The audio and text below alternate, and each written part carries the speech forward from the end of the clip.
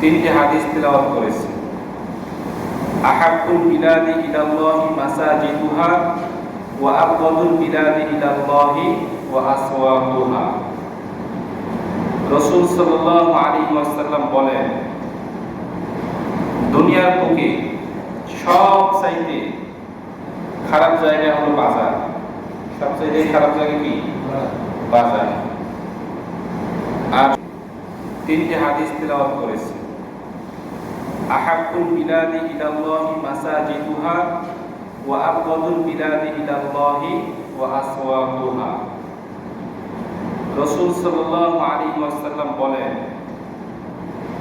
দুনিয়ার বুকে সবচাইতে খারাপ জায়গা হলো বাজার। সবচাইতে খারাপ জায়গা কি? বাজার। আর সব থেকে ভালো জায়গা অর্থাৎ প্রিয় স্থান, প্রিয় জায়গা হলো মসজিদ।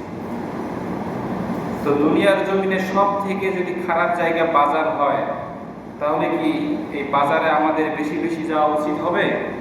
হবে না। সবচেয়ে প্রিয় জায়গা যদি মসজিদ হয়, সবচেয়ে ভালো জায়গা, সবচেয়ে দামি জায়গা যদি মসজিদ হয়, তাহলে এই মসজিদের মধ্যে আমাদের বারবার আসা দরকার আছে না নাই? অবশ্যই আছে। এখন আমি আপনাদেরকে প্রশ্ন করি যে আসলে এই ভালো জায়গাতে মানুষ বেশি নাকি খারাপ জায়গাতে মানুষ বেশি? খারাপ জায়গাতে মানুষ বেশি। কিন্তু আসলে আমাদের সকলের উচিত ছিল ভালো জায়গাতে আসা। আর আল্লাহ তাআলা এই ভালো জায়গাতে আসার জন্য পবিত্র কোরআনুল কারীমের মধ্যে তিনি একাধিকবার আমাদেরকে আদেশ করেছেন, ওয়া আকিমুস সালাতা ওয়া আতুজ যাকাতা ওয়ারকাউ মা'আর রাকিঈন। আল্লাহ তাআলা সূরা বাকারার মধ্যে বলেন, তোমরা নামাজ পড়ো, অর্থাৎ তোমরা সালাত আদায় করো, সালাত কায়েম করো, যাকাত পরিশোধ করো, এবং যারা রুকু করে, যারা রুকু আদায় করে তাদের সঙ্গে তোমরা রুকু আদায় করো। আসলে এই রুকু আদায় করার শব্দ শুধু এতটুকু নয়। যারা রুকু, এই রুকু শব্দের অর্থ নামাজ, রুকু শব্দের অর্থ সিজদা, রুকু শব্দের অর্থ যারা ইসলামের পথে যারা মানুষকে আহ্বান করে, যারা মোট কথা হলো যারা নামাজ পড়ে তাদের সঙ্গে নামাজ আদায় করো। এই আয়াতের আরেক অর্থের মধ্যে এটা বোঝানো হয়েছে, তোমরা জামাতের সহিত নামাজ আদায় করো। কিসের সহিত? জামাতের সহিত। এখন তো আমাদের মধ্যে এই জামাতের গুরুত্ব নাই। জামাতের গুরুত্ব নাই বললেই চলে। আজ থেকে কিছুদিন পূর্বে এক লোককে নামাজের কথা বললাম, চাচা নামাজে আসেন। নামাজে আসলে আল্লাহ তাআলা খুশি, আল্লাহ রাসূলও খুশি, এবং আপনার শারীরিক যদি কোনো অসুস্থতা থাকে, এটা নামাজের মাধ্যমে আপনি আল্লাহ তাআলার কাছে ফরিয়াদ করে এটা আপনি সুস্থতার নিয়ামতটা আপনি চেয়ে নিতে পারেন। বলে, হুজুর আমার বাড়িতে মসজিদ। কি বলে? বাড়িতে মসজিদ। আমি বাড়িতে নামাজ পড়ি, আমার জামাতের দরকার নেই। বাড়িতে আমার স্ত্রী সহ আমি এখানে জামাত আকারে নামাজ পড়ি। তাহলে ওনার এই কথাটা যদি সঠিক হয়, তাহলে আল্লাহ তাআলা এই কথাটি ভুল। তিনি বলেছেন জামাতের সহিত নামাজ আদায় করো। বাড়িতে যদি নামাজ আদায় করি, বিশ্বনবী সাল্লাল্লাহু আলাইহি ওয়াসাল্লাম বলেন, জামাত ইচ্ছাকৃতভাবে যদি কোনো ব্যক্তি জামাত ছেড়ে দেয়, ওই ব্যক্তি নামাজ হবে না। ইচ্ছাকৃতভাবে বলা হয়েছে।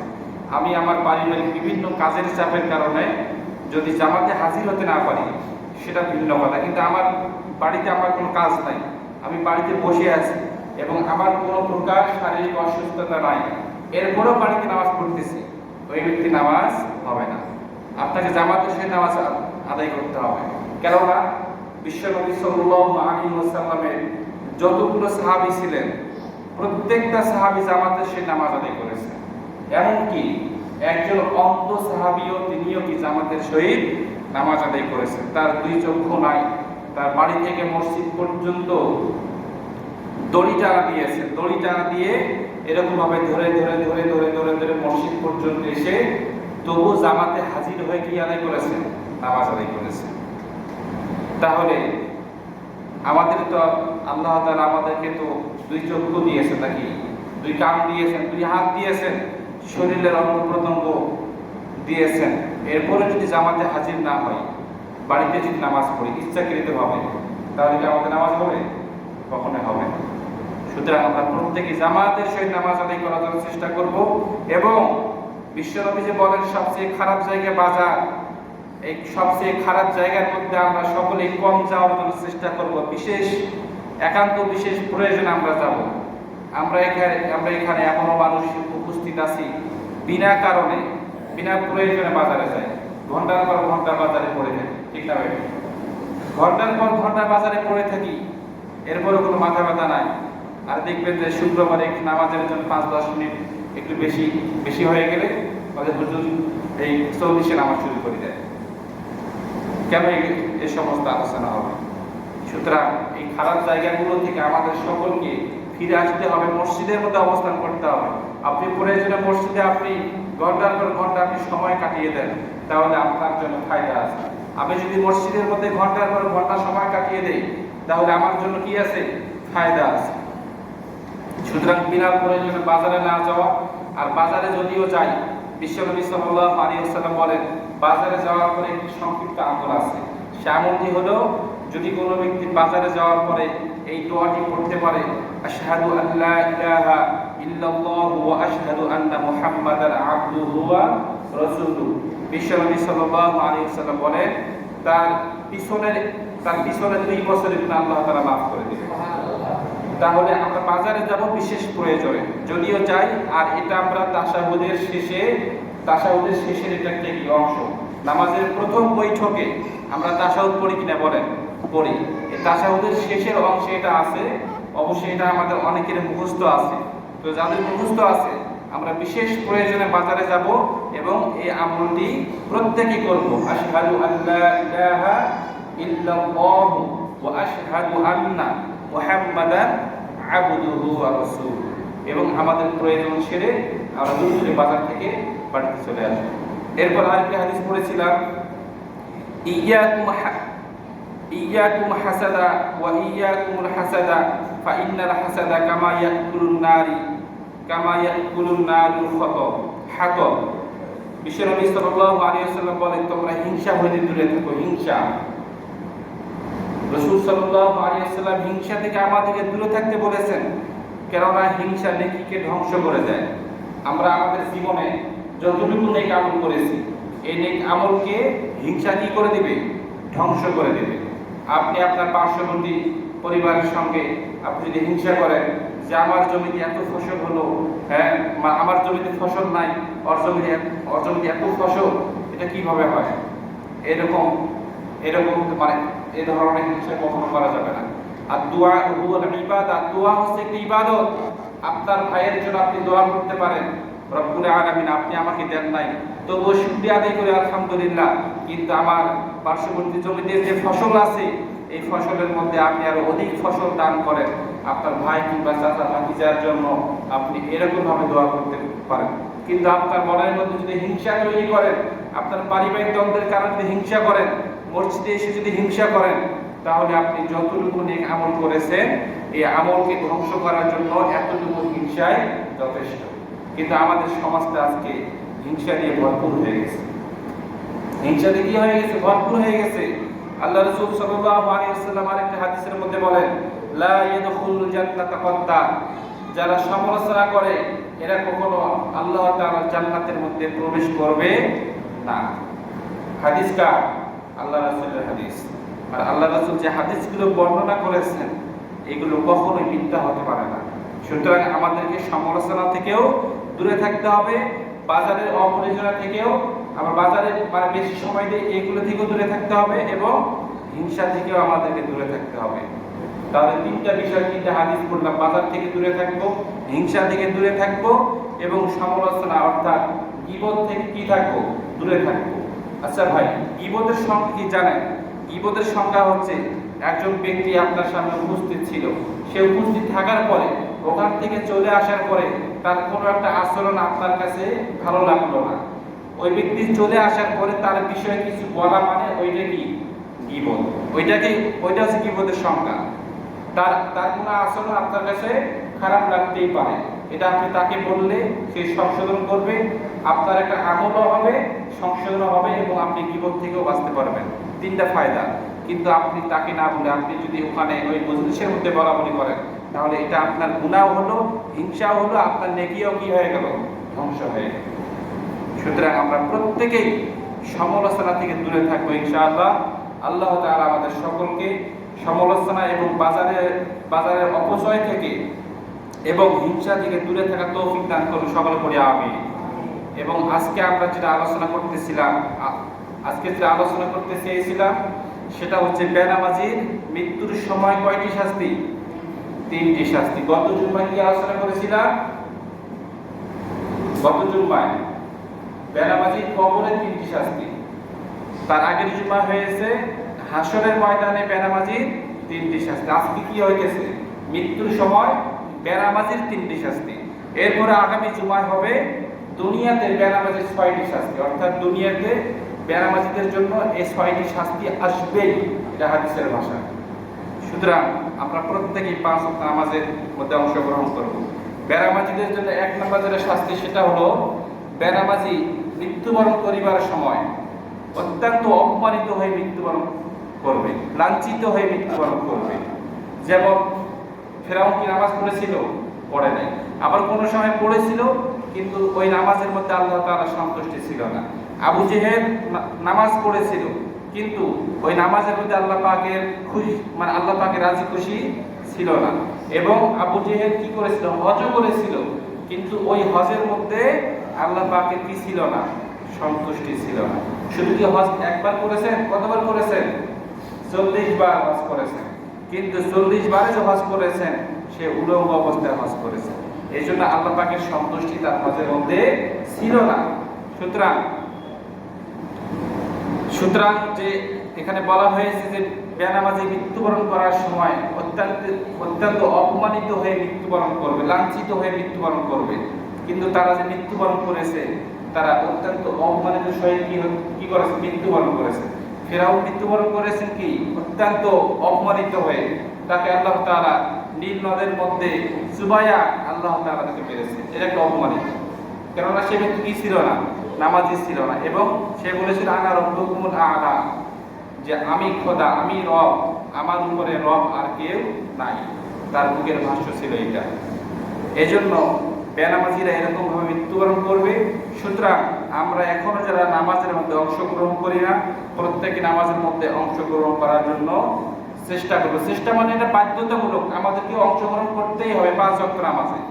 বেনামাজিদের জন্য 2 নম্বর শাস্তি যেটা বলা হয়েছে, বেনামাজি অত্যন্ত ক্ষুধার্ত অবস্থায় মৃত্যুবরণ করবে।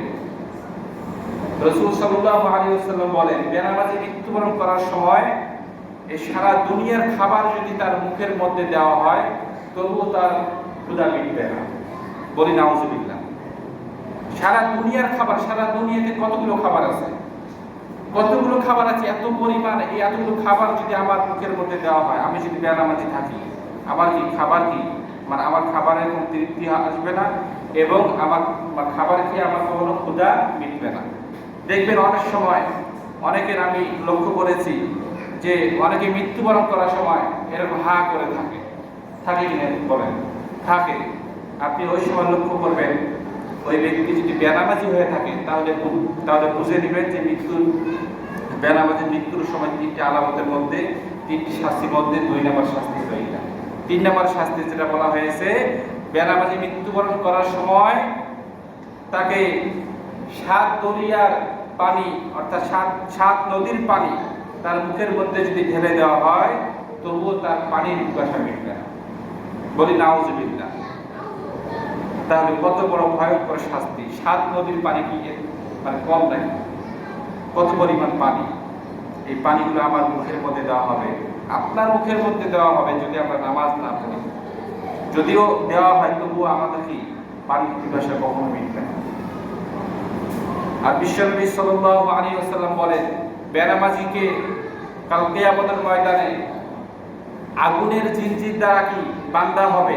আগুনের জিনজির দ্বারা বান্ধার পরে বেনামাজিকে আগুনের হাতুড়ি দ্বারা আঘাত করা হবে এবং তাকে বেহেশত ডেকে বলবে যে, ওহে আল্লাহর শত্রু, তোমার সঙ্গে আমার কোনো সম্পর্ক নাই এবং আমি তোমার নয় এবং তুমিও আমার নও।